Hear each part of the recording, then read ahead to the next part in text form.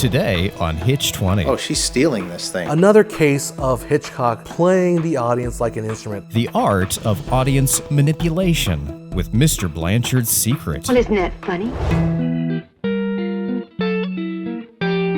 Much has been said about the 52 feature films that Hitchcock directed, but nobody talks about the 20 television episodes he also directed. The Hitch20.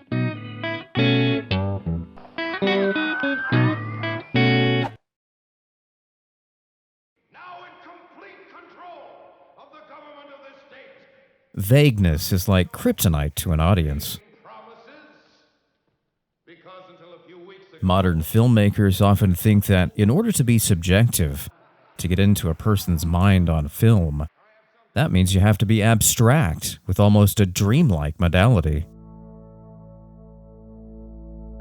According to Alfred Hitchcock, however, clarity is a necessity for storytelling. Anything vague or complex clouds the audience's interest and dissipates the tension. He often found that suspense is weakened because the action is not sufficiently clear. But what if you have a script about paranoia, where the theme is about questioning reality? How do you lure the audience into a world of abstract doubt and still maintain suspense? The key is to carefully control what the audience believes at any given moment.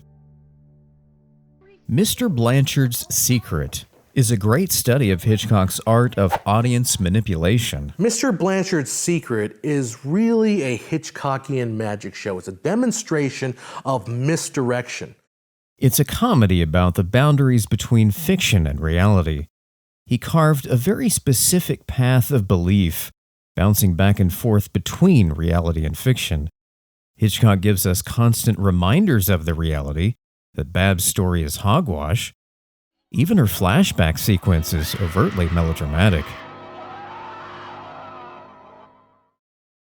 So the whole episode is shot as if we're in one of her novels, and we're kind of living a novel while she's watching the Blanchards next door. There's a line in the beginning of the play where she says, "If I thought about it hard enough, I could make this into a really big production," which is precisely what she and Hitchcock do for the remainder of the film.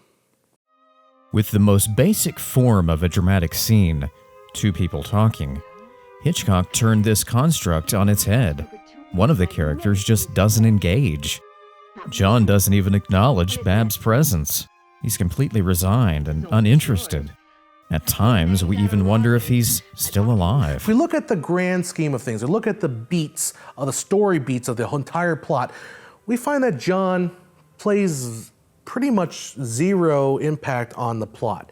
His purpose is to create tension. The tension between us being conditioned to believe that Mr. Blanchard is up to something nefarious, and the reality that Babs is just like this. She's a novelist, and he's a lawyer, so they couldn't be further apart.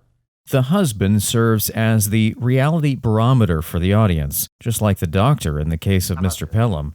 John's attitude cues the audience about whether Bab's conspiracies are real or imagined. He is our link to the reality inside this world, a reality that we are often very willing to suspend and go with this big conspiracy theories. As we follow her theory about the neighbor getting murdered, John's aloofness confirms for us, at least in part, that it's all in her head. But that sets up an open question in our heads as well. First of all, she's the narrator, so we want to believe her. Each time she finds a new clue and wildly speculates about the implications, we temporarily fall for this logic, even though we probably shouldn't.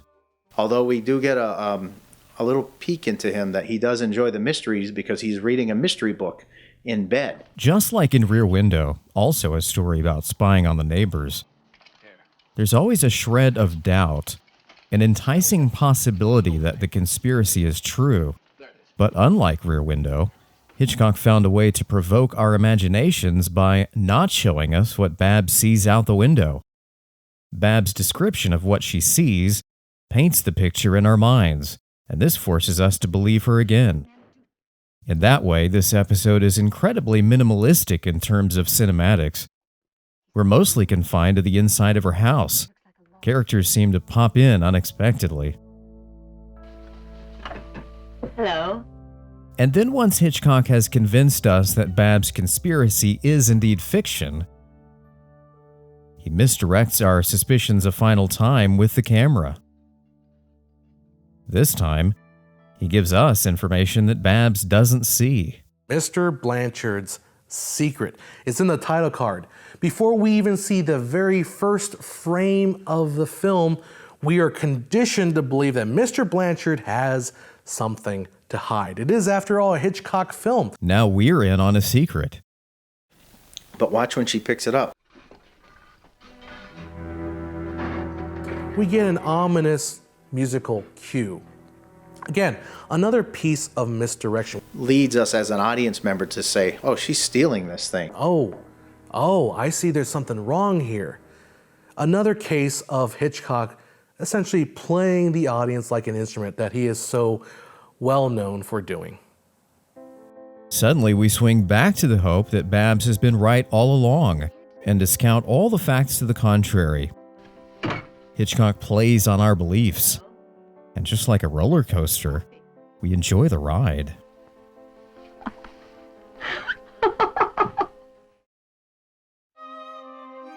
Another thing to look for in Mr. Blanchard's secret: the return of the stream of consciousness narration which Hitchcock used in Breakdown. If I didn't get it off my chest by writing mystery stories, I might end up by committing a few murders myself. Filmmakers who want to use daydreams and flashbacks to create an ambiguous reality in their scripts still need a route of clear, sustainable logic for the viewer to follow, even if it's a trick.